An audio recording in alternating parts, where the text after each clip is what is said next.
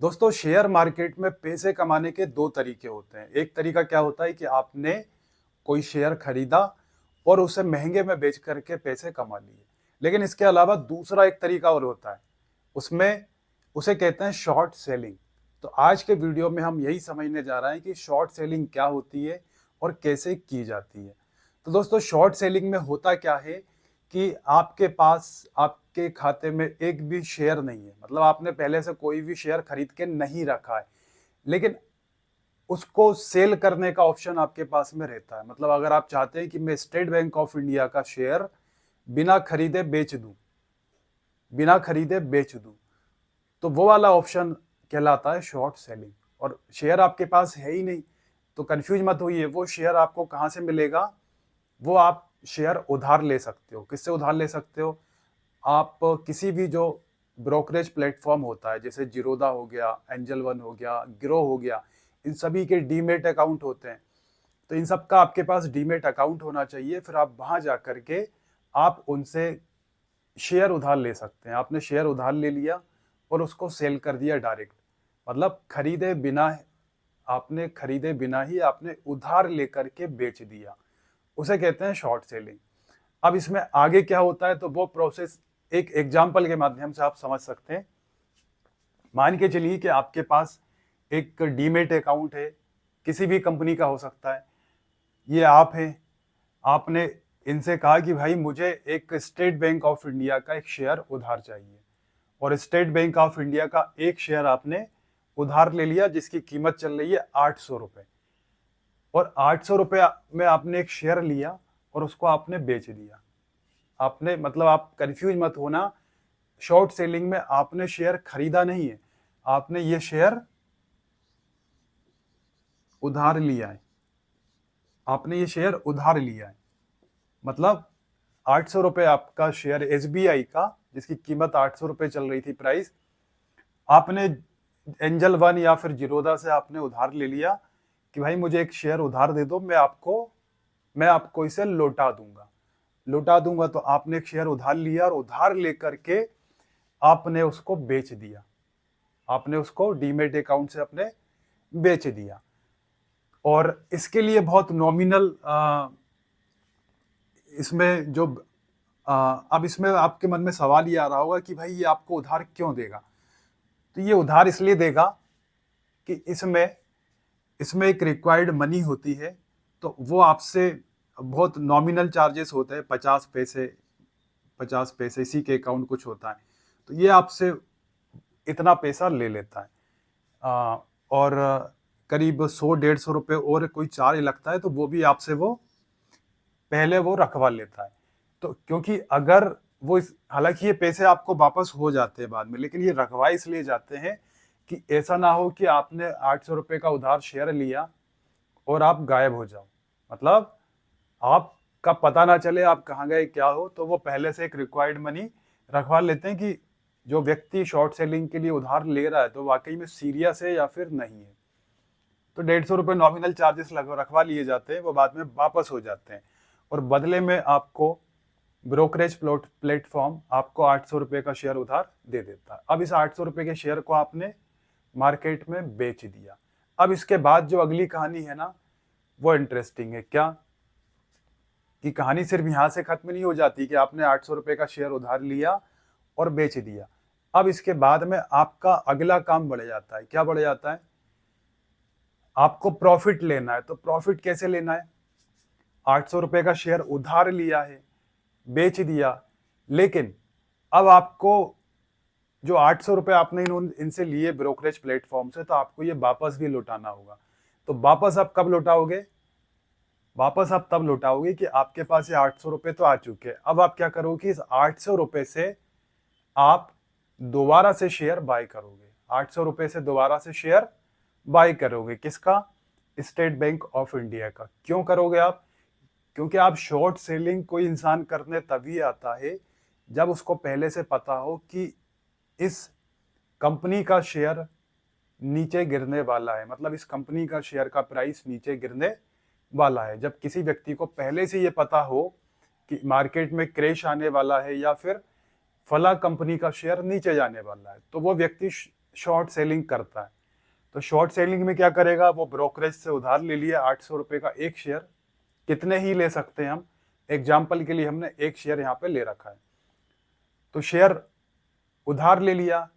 अब आपको पता है, इस व्यक्ति को पता है कि मार्केट यहाँ से 800 रुपये चल रहा है, लेकिन अब ये मार्केट जाएगा नीचे 850 रुपये तक, मतलब मार्केट क्रैश होने वाला है। और एसबीआई का जो शेयर का प्राइस है वो 750 रुपये तक जा सकता है। कितने रुपए तक जा सकता है?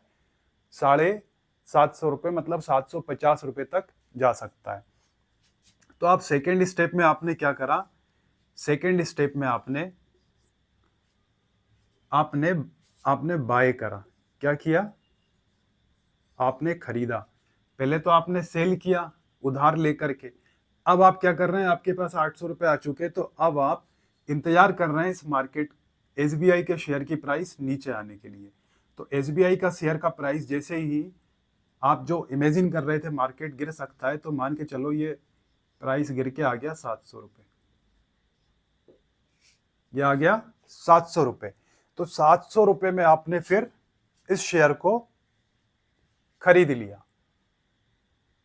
पहले आपने सेल किया उधार लेके, फिर आपको पता था मार्केट क्रैश होने वाला है, तो आपने 750 पे जैसे एसबीआई का शेयर आया तो आपने खरीद लिया। तो यहां पर अब आपका बन गया प्रॉफिट। अब यहां पर क्या बन गया? आपका प्रॉफिट बन गया। कैसे बन गया? तो आपका जो प्रॉफिट बन गया, तो ये आपने 800 रुपये में खरीदा था, और 800 रुपये में, सॉरी, उधार लेके आपने सेल किया था, और ये 750 में आपने खरीद लिया। तो अब इसमें आपका जो प्रॉफिट बना वो कितना बन गया? वो आपका प्रॉफिट बन गया 50 रुपये। आपका प्रॉफिट बन गया 50 रुपये, और वो भी जब बन गया कि आपकी जेब से एक पैसा नहीं लगा, आपकी जेब से एक भी रुपए नहीं लगे। आपने तो उधार लिए थे, आपका डीमेट अकाउंट खाली था, बस आपसे एक सिक्योरिटी मनी रखवाई गई थी, 150 रुपये या 100 रुपये, सबका अलग अलग चार्जेस होता है, वो रखवाई थी, और आपको बदले में आपने 50 रुपये कमा लिए। और आप कितने ही शेयर्स ऐसे ले करके आप कितने ही रुपए बना सकते हो। अब जब 50 रुपये आपका प्रॉफिट बन गया, तो आपने क्या करा, आपने जो ये 800 रुपये लिए थे, ये 800 रुपये आपने वापस इनको क्या कर दिए, लौटा दिए। और जो ये जो मार्जिन मनी है बीच में 50 रुपये, ये आपका बन गया प्रॉफिट, ये बन गया आपका प्रॉफिट बन गया। तो शॉर्ट सेलिंग दोस्तों ऐसे ही की जाती है, आप समझ गए होंगे इसको बेहतर तरीके से। देखो एक बार मैं फिर से शॉर्ट में आपको बता देता हूँ, डिटेल में हमने समझ लिया, एक बार जल्दी से रिवाइज कर लेते हैं। आपको शॉर्ट सेलिंग करना है तो आपके पास सबसे पहले एक डीमेट अकाउंट होना चाहिए, उससे आपने जिस कंपनी का भी आपको शेयर शॉर्ट सेलिंग करनी है, तो पहले से आपको शर्त यह है कि पहले से आपको पता हो कि इस कंपनी का शेयर नीचे जाने वाला है या फिर एक मार्केट क्रैश होने वाला है, तभी शॉर्ट सेलिंग, मतलब गिरते हुए मार्केट में शॉर्ट सेलिंग की जाती है। कब की जाती है? गिरते हुए मार्केट में। आपको पता चल गया, आपने एसबीआई का 800 रुपये का उस समय प्राइस चल रही थी करंट में, तो 800 रुपये का आपने शेयर उधार लिया, उधार लेके आपने सेल कर दिया। फिर अगला काम क्या किया आपने, आपको खरीदना पड़ेगा, तो आपने उसी 800 रुपये से आप इंतजार कर रहे थे, आपको पता था क्योंकि मार्केट नीचे गिरेगा, तो जैसे ही एसबीआई का शेयर गिर के 750 रुपये पहुंचा, आपने उसको बाय कर लिया, और बाय करने के बाद आपका 50 रुपये का प्रॉफिट बन गया। तो दोस्तों शॉर्ट सेलिंग ऐसे ही की जाती है। अब ये वाला जो गेम है ना, इसमें एक चीज और हमेशा ध्यान रखना है आपको कि ये हाई रिस्क और हाई रिवॉर्ड गेम है, मतलब हाई रिस्क है इसमें, और हाई रिवॉर्ड भी मिलता है। तो इसके लिए हमेशा आपको ध्यान ये रखना है, क्या ध्यान रखना है, मतलब ये जितना हमें लग रहा है ना प्रॉफिटेबल है, उतना इसमें नुकसान भी हो सकता है। कैसे? तो इसमें जब भी आप इसमें शॉर्ट सेलिंग करो, तो हमेशा आपको एक फीचर का इस्तेमाल करना है, और उस फीचर का नाम क्या है? Stop loss. कौन सा वाला फीचर? स्टॉप लॉस का इस्तेमाल करना है। तो इससे क्या होगा कि जो रिस्क है आपकी, मतलब जो आपका नुकसान हो सकता है, वो लिमिटेड रहेगा, बहुत ज्यादा नहीं रहेगा। कैसे? जैसे मान के चलिए आप ये 800 रुपए का जो प्राइस है शेयर का, आपने जो उधार लिया था, तो ये तो आप सोच रहे हो कि भाई इसका प्राइस नीचे जा सकता है, लेकिन अगर उल्टा हो गया तो? उल्टा हो गया तो मतलब इसका प्राइस अगर 800 से ऊपर की तरफ भागने लग जाए, 800 से 801 रुपए हो जाए, 802 रुपए हो जाए, तो इसमें नुकसान फिर आपका हो जाएगा। इसमें नुकसान फिर आपका हो जाएगा। तो शॉर्ट सेलिंग हमेशा गिरते हुए मार्केट में आपको प्रॉफिट देके जाएगा। अगर आपने जितने में शेयर उधार लिया है उससे ज्यादा अगर मार्केट बढ़ गया, मतलब आपने सोचा था मार्केट गिरेगा लेकिन मार्केट बढ़ गया, 800 का शेयर 800 से प्लस हो गया, 801, 802, 805 कितने ही हो जाए, तो फिर वो आपका नुकसान होना स्टार्ट हो जाएगा। तो इसलिए कहा जाता है जो शॉर्ट सेलिंग होती है वो हाई रिस्क और हाई रिवॉर्ड वाला गेम है। तो शॉर्ट सेलिंग हर कोई नहीं कर सकता है। बिगिनर्स को तो कभी गलती से नहीं करना चाहिए, क्योंकि शॉर्ट सेलिंग बिगिनर्स के लिए नहीं होती। शॉर्ट सेलिंग किसके लिए होती है? जो बड़े बड़े ट्रेडर्स होते हैं या फिर FIIs होते हैं, फॉरेन इंस्टीट्यूशनल इन्वेस्टर्स। तो उन लोगों को आइडिया होता है कि भाई शेयर मार्केट कब गिरने वाला है, कौन सा किस कंपनी की गिरावट हो सकती है, कौन सी कंपनी बढ़ सकती है, तो वो लोग इसमें ज़्यादा सक्सेस होते हैं। तो आप जब भी अगर कभी ट्राई करो तो हमेशा स्टॉप लॉस वाला फीचर जरूर इस्तेमाल करना। उससे क्या होगा, आपका जो रिस्क है वो सीमित हो जाएगा, लिमिटेड हो जाएगा। तो जो भी आपके पास डीमेट अकाउंट रहेगा तो उसमें एक स्टॉप लॉस का फीचर होता है। तो आप जब आपने अगर मान के चलो ये 800 रुपए का उधार लिया था, बेच दिया, तो इसमें ट्रेडिंग करने से पहले आपको करना क्या है कि इसमें एक स्टॉप लॉस लगाना है। कितने का? जैसे 800 रुपए है तो 800 से अगर ये ऊपर जाता है तो आपका नुकसान होगा। तो आप इसमें स्टॉप लॉस लगा दो कितना?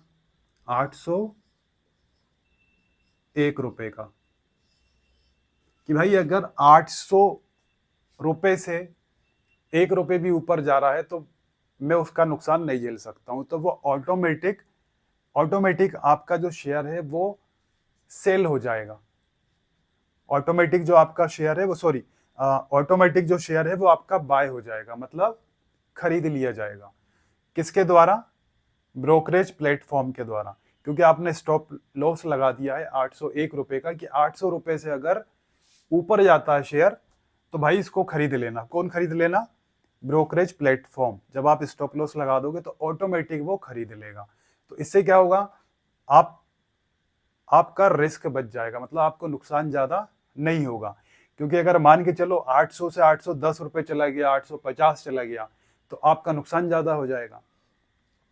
और दूसरा ऑप्शन क्या है कि अगर ये नीचे जाएगा तो इसको आप खरीद लोगे, क्योंकि आपने तो शॉर्ट सेलिंग करी इसलिए रहे हो कि ये मार्केट नीचे की तरफ जाए, इस शेयर का प्राइस नीचे गिरे, और नीचे गिरेगा तो इसे बेच करके आप प्रॉफिट कमा लेंगे। तो कहने का मतलब ये कि इसमें दो तरह से दो ऑप्शन मिलते हैं आपको, दो बाय के ऑप्शन मिलते हैं। शॉर्ट सेलिंग में दो ऑप्शन मिलते हैं बाय के। कैसे? एक तो आपने ब्रोकरेज प्लेटफॉर्म को बोल दिया कि भाई इससे ऊपर जाए तो तुम खरीद लेना, जिससे कि मैं सेफ साइड हो जाऊं। दूसरा, अगर नीचे की तरफ मार्केट जा रहा है तो मैं खरीद लूंगा, मैं खरीद के फिर मुनाफा कमा लूंगा। तो ये चीज आपको क्लियर हो गई होगी। और बस इसमें ध्यान आप ये रखना है कि हमेशा जब भी इसमें ट्राई करो, अगर आप बिगिनर हो तो हमेशा स्टॉप लॉस लगाना। स्टॉप लॉस कितने का भी आप लगा सकते हो, जितनी आपकी कैपेसिटी। जैसे मैंने तो एग्जांपल के लिए आपको बताया कि 800 से अगर 1 रुपए भी ऊपर जा रहा है, मेरी क्षमता है कि भाई 800 के ऊपर मैं 1 रुपए का रिस्क ले सकता हूं, बस उससे ज्यादा का नहीं, तो फिर आप इतना रिस्क ले सकते हो। तो इसमें बस ध्यान ये रखना है आपको। अब देखो इसको मैं आपको बता भी देता हूँ आपको शायद। जैसे 800 रुपए से अगर नीचे जा रहा है शेयर 750 रुपए, तो यहाँ तो आप 50 रुपए का प्रॉफिट लेके निकल गए। लेकिन अगर मान लो इसमें नुकसान कब हो सकता है, ये 800 से इसका प्राइस बढ़ जाए। आप सोच रहे थे नीचे जाएगा, लेकिन 800 से इसका प्राइस हो गया 850। तो आपने आपने तो 800 रुपये उधार लिए थे और ये प्राइस बढ़ के हो गया 850 रुपये। तो फिर आपको यहाँ पे नुकसान हो जाएगा। कितने का? 50 रुपये का। 50 रुपये आप माइनस में चले जाओगे, लेकिन मार्केट गिरेगा तो आप फायदे में जाओगे। तो ध्यान ये रखना है कि शॉर्ट सेलिंग हमेशा गिरते हुए मार्केट में होती है। हमेशा स्टॉप लॉस लगा के रखना है, जितनी आपकी कैपेसिटी हो।